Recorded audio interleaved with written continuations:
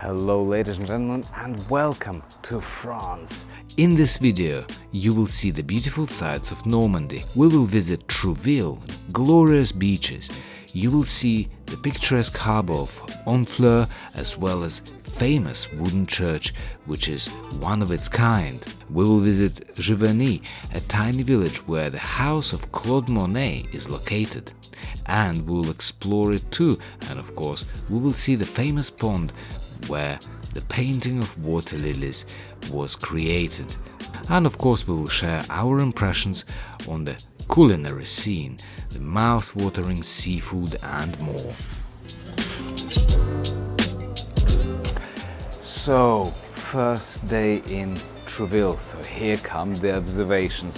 When you drive from Calais to places like Deauville, so it's a rather long drive. It's always nice to stop somewhere and have some food and relax and have a break.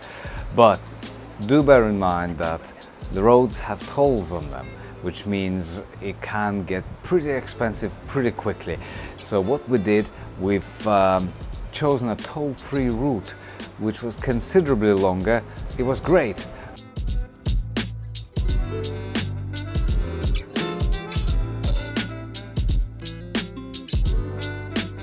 So this time we have decided to drive to Trouville with a little stop in Crotoy to get some food.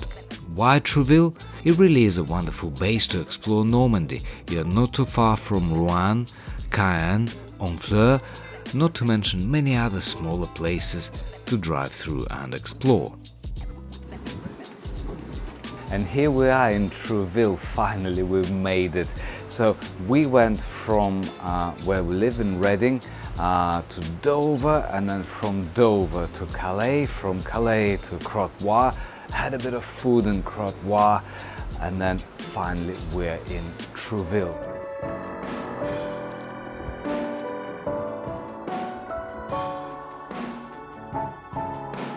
Our beautiful base, Trouville.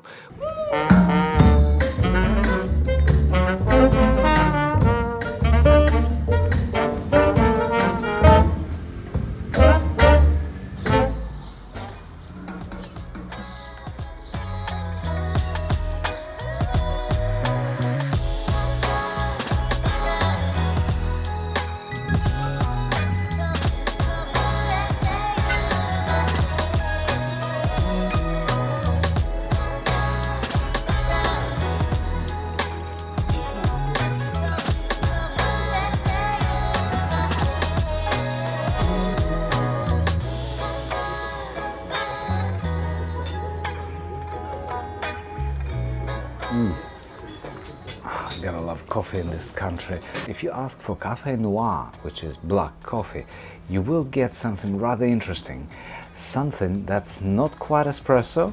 It's the volume of the drink is larger than double espresso, and it's a lot less than Americano. It's very tasty. It has got enough strength, just enough strength to keep you going, but it doesn't have that ultimate uppercut kick of double espresso. So I think it's really nice to try Café Noir when you're in France.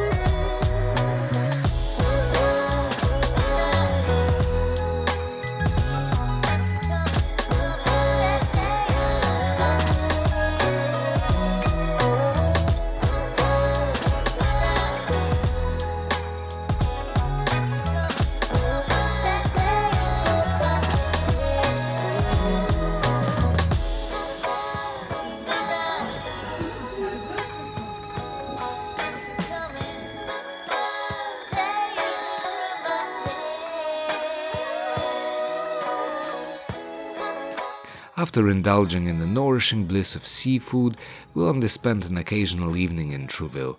Our major trip was still ahead of us. That trip is to Giverny, tiny village right outside Vernon, is very famous for someone rather special, Claude Monet.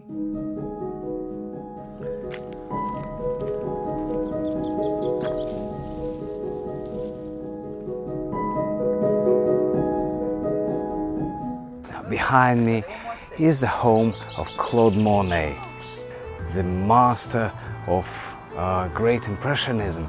So right there was the place where all the magic happened.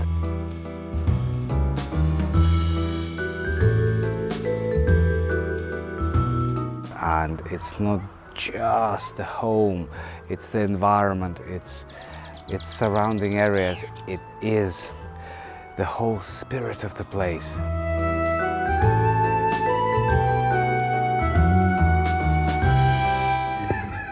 The house is simply stunning, although it's very impressive in terms of its size, but once you get inside, it radiates homely comfort, which is rather rare for mansions where grandeur of the interior design makes you feel more like you're in a formal setting.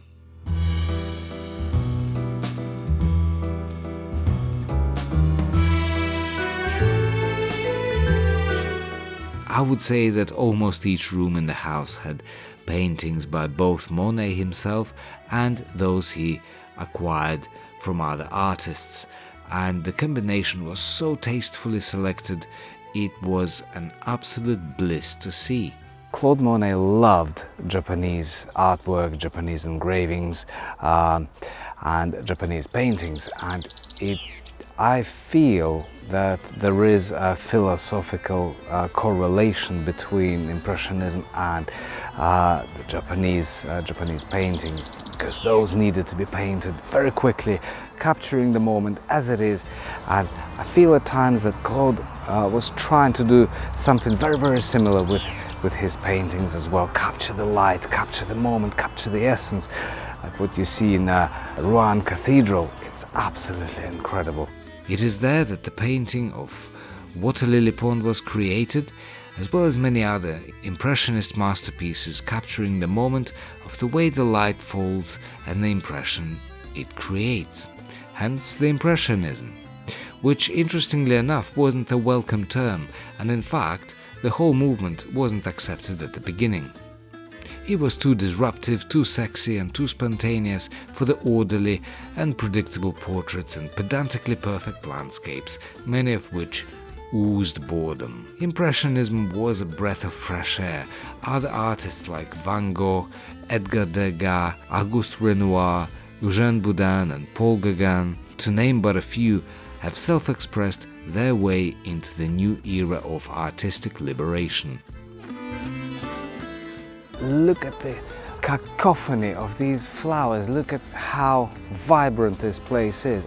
To be honest, I'm lost for words when it comes to this garden, because gardens are not generally my thing, and I'm completely overwhelmed by the beauty and by the variety of these gardens. Again, the Monet's house is amazing, it's incredible, but the gardens will blow your mind whether you are into gardening or not. And we're about to see the lily pond.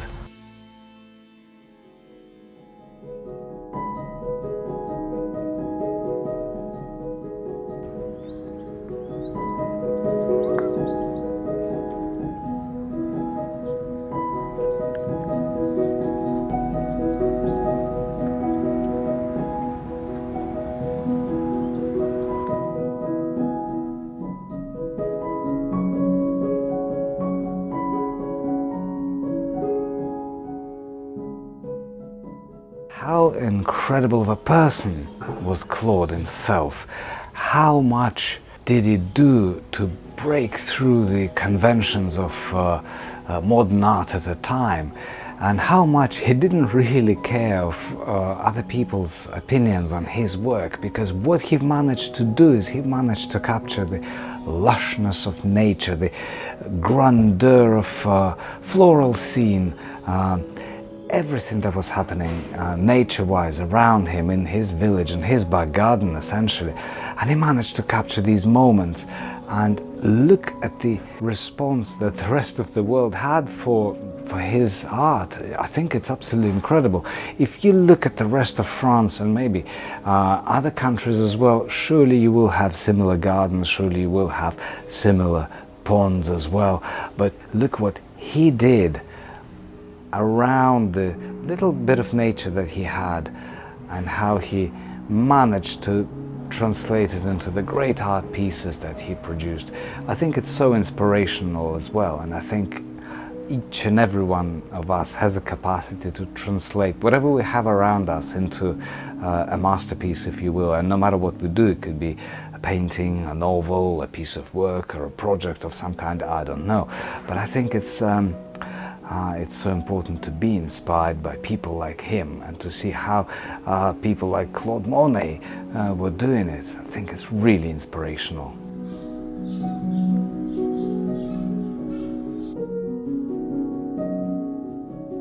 Our next destination is Honfleur. It's only a 20-minute drive from Trouville.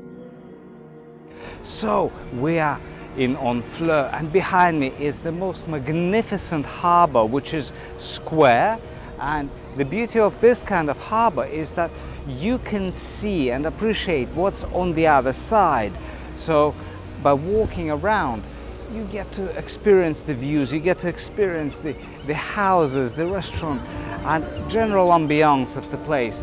And isn't this amazing? I'm actually surprised why many other places don't excuse me, make harbors like this. But this is just so beautiful. You see yachts this side, yachts on that side, restaurants, cafes all over, and you can see like there's a heart of a city in a sense. This beautiful, beautiful harbor. So without further ado, let's explore this magnificent, magnificent place. Honfleur is a very quirky place, and you can easily spend a week there exploring and seeing all these beautiful streets.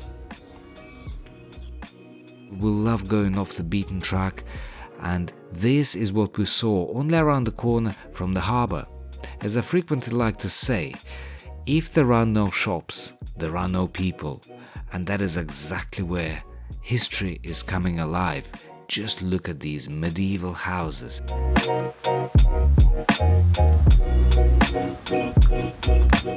The square harbour is buzzing with visitors from all over the world. The restaurants are always busy and the food is tasty.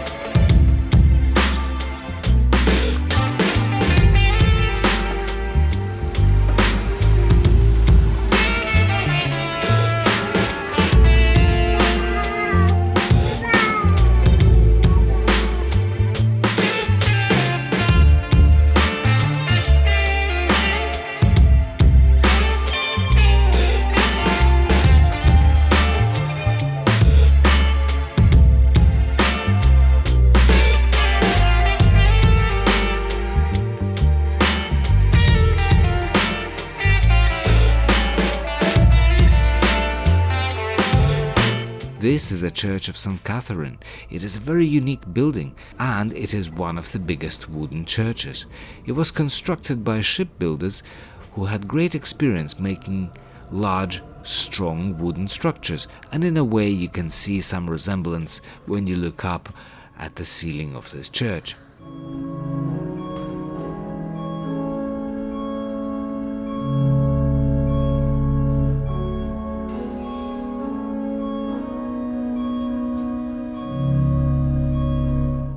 It's quite unusual because usually wooden churches are small and generally wood welcomes the atmosphere in religious spaces, but here it felt very different. Dark shades of brown and wide open spaces created a completely new feel.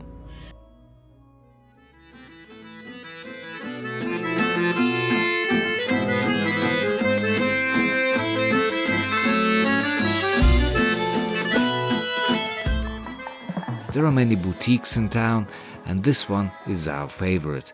Shop sells soaps, which smell of flowers, olives, fruit, and so much more.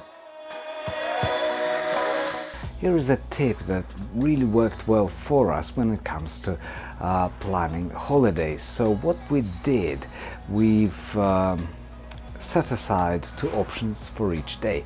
One option had a bit more of a focus and a bit more of a distance to drive. So it's kind of a little bit more challenging, if you will. The second option is less of a focus and more of a relaxation, and then it's a closer drive. It's important to be in touch with how you feel on holiday, and normally the shorter the holiday, the more you want out of it, and in order to get more out of it, it's important to be in touch with yourself. Those are the highlights from Normandy, the beautiful northern part of France. I really hope you liked this piece. If you'd like to see more videos all around the world, please subscribe to my channel. And until next time, I'll see you later. Bye bye.